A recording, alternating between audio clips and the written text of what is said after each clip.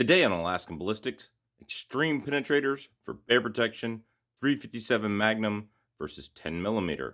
Stay tuned.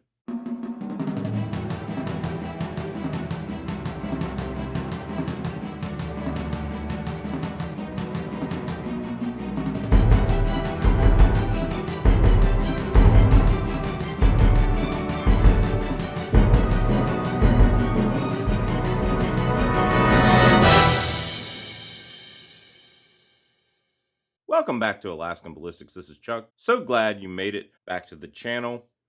Today we are doing 10mm versus 357 Magnum. Again, this is something that we have kind of discovered in the past. These two are fairly equal. These are both 140 grain extreme penetrators. Normally I like to do the same sectional density, but the bullet type is more important. You can see that the 357 Magnum has a little dimple on the front, and that is for a lever action so that you don't hit the primer of the next round if they use it in a lever action. And you can see they're both supposed to be going, let's see, the box says 1550 for the 357 Magnum and 1500 for the 10mm, as you can see right there. I typically get 1600 to 1650 in the long barrel Glock Model 40. And so I'm hoping we typically get a lot more than that, and that will actually put the 10mm ahead of the 357 Magnum. It has been my experience that Underwood typically does not load their revolver rounds near as hot as they say they do on the box, but that has been my experience in the past. Hopefully it is not your experience, but that has been my experience. Take this time that just in case holsters, this one's been heavily used, but use discount code Alaskan for just in case holsters. I don't get anything from promoting them, but great holsters, very high quality, good turnaround time for a custom leather holster. I need to get another one for my 44 Magnum. So would you use this for bear protection? We're going to get out. We're going to shoot it over the chronograph. We're going to then shoot it through a frying pan, a piece of particle board, and then into water jugs. Of course, we had to use old milk jugs this time instead of actual water jugs because there are no water jugs on the shelf in Anchorage. For all you preppers out there, you might want to take a hint on that one. There's no water jugs on the shelf in Anchorage.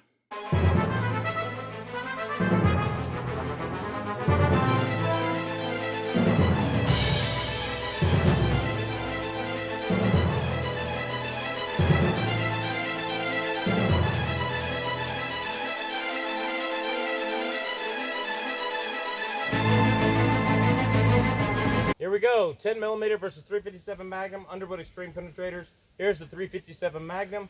Here we go, over the chronograph.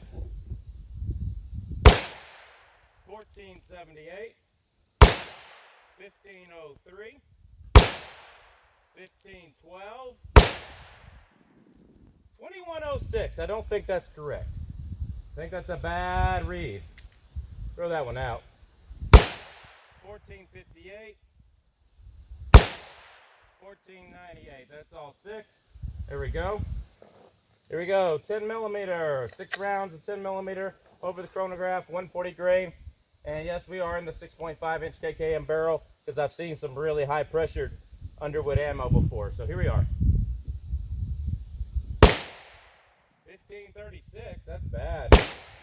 1565. 1547. 1566. 1573 and 1567. That is the worst lot number of 10mm Underwood Xtreme penetrators I've had. Most of the time they'll go 16 to 1640 out of the 6.5-inch KKM barrel. So most of the time that's a bad lot number, Underwood. I'll put the lot numbers there, but I'm just letting you know that's a bad lot number. At least the 357 Magnum this time was good and not, absolutely below boxed like 200 feet per second like it was in their hardcast video. So here is our add-up slide. You can pause it if you want to read every single number. The 10mm wins in every single category with a higher average muzzle velocity. The 10mm actually got what the 357 Magnum was supposed to get. Better standard deviation and better muzzle energy. Almost 70 foot-pounds of energy more. So let's see how it does in the penetration test. Here we go, 357 Magnum, Underwood Xtreme Penetrators, dinner pan, particle board, water jugs that are old milk cartons because water jugs are sold out of the stores up here.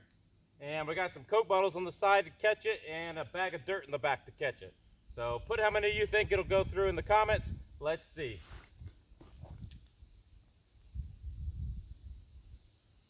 All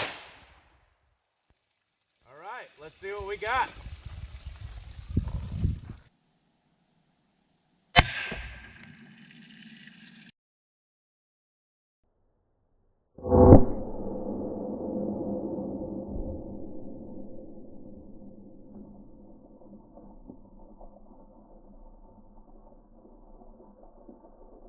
See, it easily went through the dinner pan. That's about where I was aiming.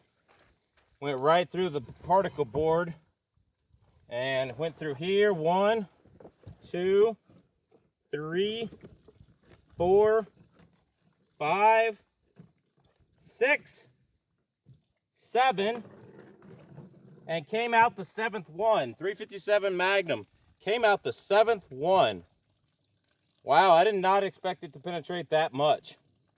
I was hoping we have some jars left over for some rifle tests today, but maybe not. Look at that. That's not a bad bullet.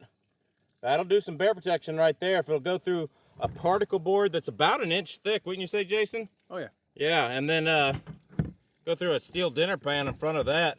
Let's see if the 10mm does any better, then we'll take them home and compare the bullets. Here we go, 10mm this time. We already saw the 357 Magnum go through our frying pan and our particle board and into the 7th water jug. Do you think 10mm, which has traditionally won the penetration in the last 2 episodes, definitely won the penetration, do you think it's going to go all the way through that? Put your bets in the comments. Let's go. Here we go.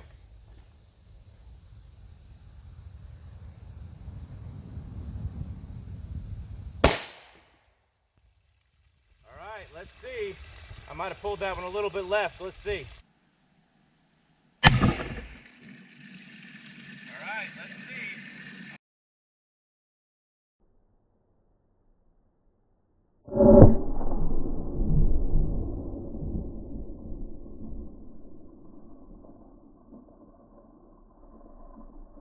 The damage is about the same, just a little bit bigger because the bullet's a little bit bigger. That's about it in the frying pan. Entry hole, exit hole. Here's the entry hole for the 10mm, exit hole. You know, that's the exit hole for the 357 Magnum. The board's flipped over. Let's see. Looks like it hit. It actually did hit the jug. It didn't just rip the sides. So 1, 2, 3, 4, 5, 6, 7, 8. And Maya came out the 8th. It put a hole in the back of the 8th right here, but I think the bullet's actually in here. I think the bullet hit the backstop and stayed in the 8th jug.